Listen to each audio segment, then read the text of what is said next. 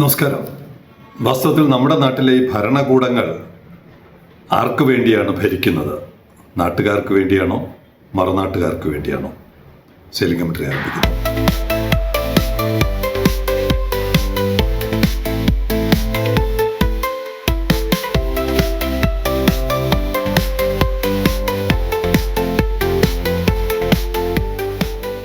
എനിക്ക് ഇന്നലെ രാവിലെ തന്നെ വന്ന ഒരു പോസ്റ്റ്, ഈ മഴക്കാലത്ത് എല്ലാ റോഡരികിലും പുല്ല് വളർന്നു നിൽക്കുന്നു. ഒരു മെത്തനോൾ ഫാക്ടറി ഉണ്ടായിരുന്നെങ്കിൽ തൊഴിലുറപ്പ് പദ്ധതിയുടെ ഭാഗമായി അത് വെട്ടി ലോറിയിൽ കയറ്റി ഈ ഫാക്ടറിയിൽ കൊടുത്ത് അവർക്കൊരു വരുമാനമാകുമായിരുന്നു.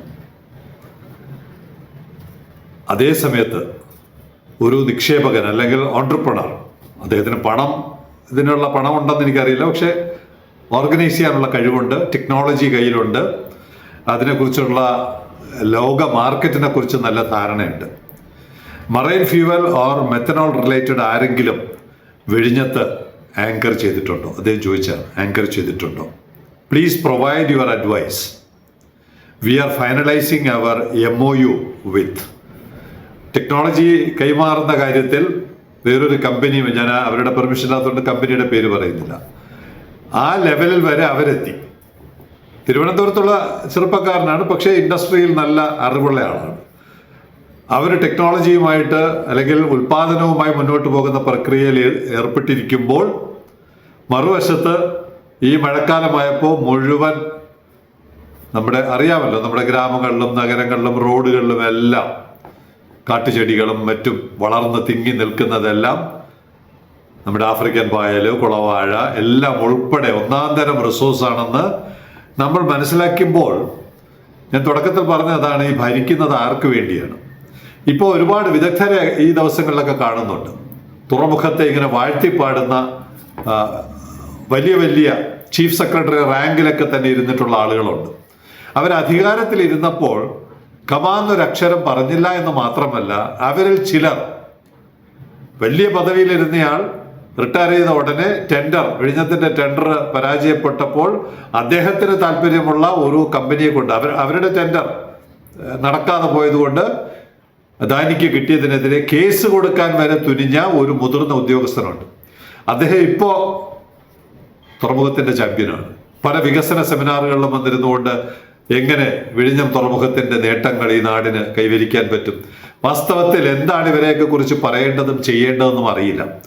ഇവിടെ എനിക്കിപ്പോൾ അധികാരത്തിലിരിക്കുന്നവർ, ഇറങ്ങിപ്പോയവരോട് ഇനി പറഞ്ഞിട്ട് കാര്യമില്ലല്ലോ, അവര് ബഡായി അടിച്ച ശിഷ്ടകാലം ഞങ്ങളിവിടെ ജീവിച്ചിരിപ്പുണ്ടെന്ന് കാണിക്കാൻ വേണ്ടി ഇത്തരം വൈകൃതങ്ങൾ കാണിച്ചുകൊണ്ടിരിക്കും.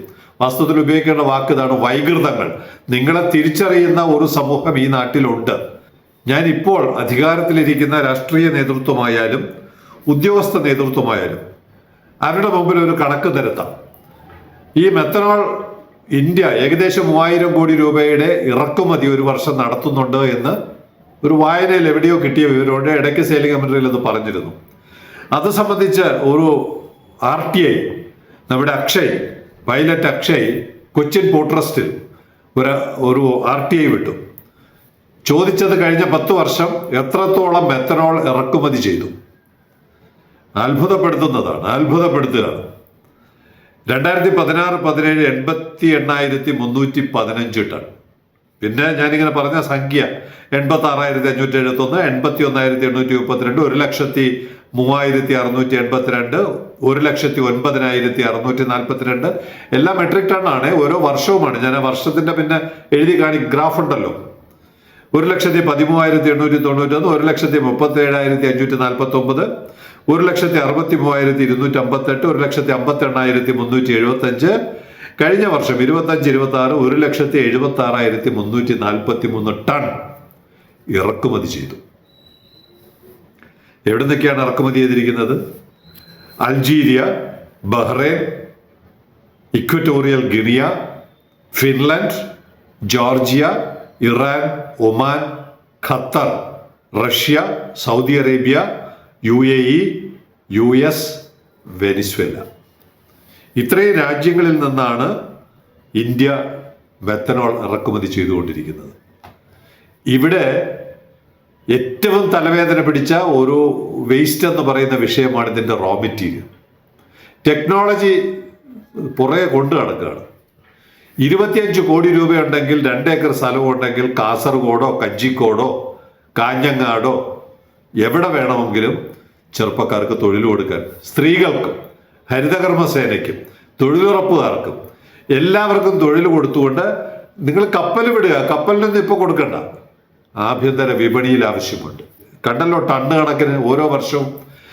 അപ്പൊ എനിക്ക് ഓർമ്മ വരുന്നത് അതാണ് ഞാൻ പറഞ്ഞത്, ഇവിടെ ഭരിക്കുന്നവർ ആർക്ക് വേണ്ടിയാണ് ഭരിക്കുന്നത്? പണ്ടുതൊട്ടേ കേട്ടിട്ടുണ്ട് മറുനാട്ടുകാർക്ക് വേണ്ടിയാണ് ഭരിക്കുന്നതെന്ന് പണ്ടുതൊട്ടേ കേട്ടിട്ടുണ്ട്. ദേവിയത ഈ ഗവൺമെന്റിന്റെ കാലമല്ല, അതിനു മുമ്പുള്ള കാലമാണ്.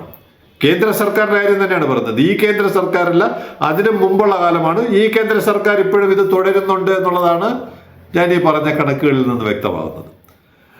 ആ പഴയ UPA ഗവൺമെന്റിന്റെ കാലത്ത് ഒരു സിവിൽ ഏവിയേഷൻ മന്ത്രി ഉണ്ടായിരുന്നു. അദ്ദേഹത്തിന്റെ പ്രധാന നടപടി എന്താണെന്നറിയാമോ? എയർ ഇന്ത്യയെ ചവിട്ടി താഴ്ത്തിക്കൊണ്ട് ഒരു പ്രത്യേക വിദേശ എയർലൈന് എല്ലാ പരിഗണനയും നൽകുക, അവർക്ക് നമ്മുടെ വിമാനത്താവളങ്ങളിൽ മുന്തിയ പരിഗണന നൽകുക. ഈ സീറ്റ് ഷെയറിംഗ് എന്ന് പറയും. അങ്ങോട്ട് ഇത്ര സീറ്റ് വിമാനം പോകുമ്പോൾ ഇങ്ങോട്ട് ഇത്ര വരുന്ന തരത്തിൽ. പക്ഷെ അങ്ങോട്ട് പോകുന്നതിന് എയർ ഇന്ത്യയെ സപ്പോർട്ട് ചെയ്യത്തില്ല.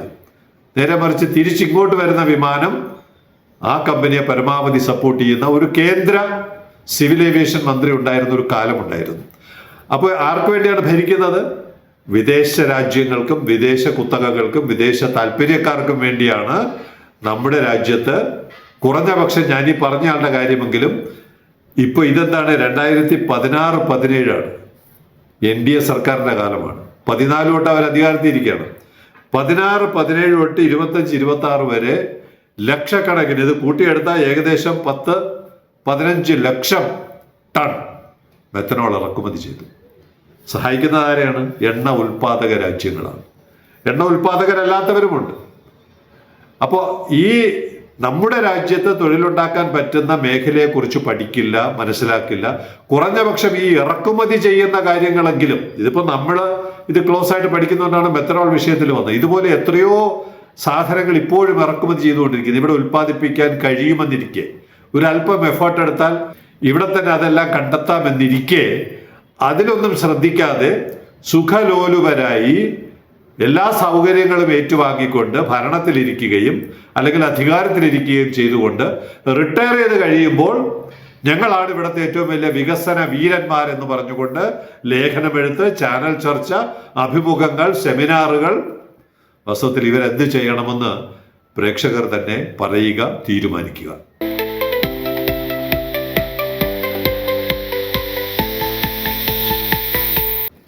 ആർക്ക് വേണ്ടി എങ്ങനെ ഭരിച്ചാലും നമ്മൾ ചെയ്യേണ്ട ജോലി കർമ്മണ്യേ വാദ്യകാരസ്ഥേ മാ ഫലേഷു കഥാചന.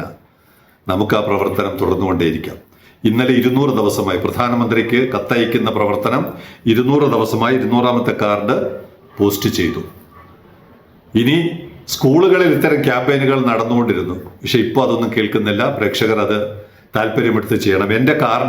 എനിക്ക് കാർഡ് ലഭ്യമല്ല. ഏതെങ്കിലും പോസ്റ്റ് ഓഫീസിൽ കാർഡ് ലഭ്യമാണെങ്കിൽ പോസ്റ്റ് കാർഡ് സംഘടിപ്പിച്ച് തന്നാൽ എൻ്റെ ദൗത്യം ഞാൻ ചെയ്തുകൊണ്ടിരിക്കാം.